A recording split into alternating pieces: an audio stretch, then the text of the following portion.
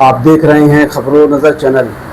साथियों, मेरे साथ बातचीत करने के लिए मौजूद हैं टीबी रोग विशेषज्ञ डॉक्टर बीके पटेल जी, और मैं इस वक्त मौजूद हूँ JP medical agency Mau road, Hydel चौराहा मऊ रोड पर।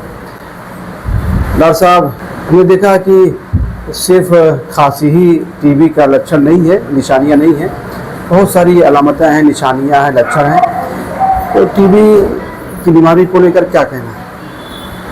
टीबी आज के परिवेश को देखते हुए या कहीं आज के युग को देखते हुए 100% ये सही होने वाली बीमारी है।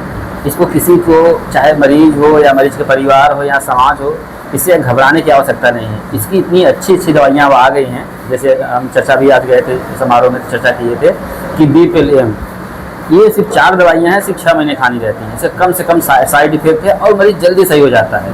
हम ऑलरेडी लगभग 50 से ऊपर हम मरीजों को दे चुके हैं और अच्छा रिस्पांस आया है। WHO, LTP और जो भी गाइडलाइन है उससे भी बेहतर है। तो टीबी को लेकर लोग घबराएं ना। अगर कभी भी किसी को कहीं दिक्कत होती है, सरकार ढेर सारी चीज़ें मुहैया करा रही है इसके लिए, कि जांचें फ्री करा रही है ना, आपको दवाई फ्री दे रही है, पैसा भी दे रही है और खाने पीने का भी व्यवस्था कर रही है। तो इस अभियान में आपके माध्यम से, आपके चैनल के माध्यम से हम सभी को ये टीबी के संबंध में कहना चाहते हैं कि डरे नहीं, इससे लड़ना है और आजमगढ़, मऊ या पूरे देश या पूरे या प्रदेश कहिए, इसको टीबी मुक्त बनाना है। हम देखते हैं कि टीबी के जो मरीज़ होते हैं बहुत कमज़ोर होते हैं और उनका जिस्म जो है बहुत दुबला पतला हो जाता है जी।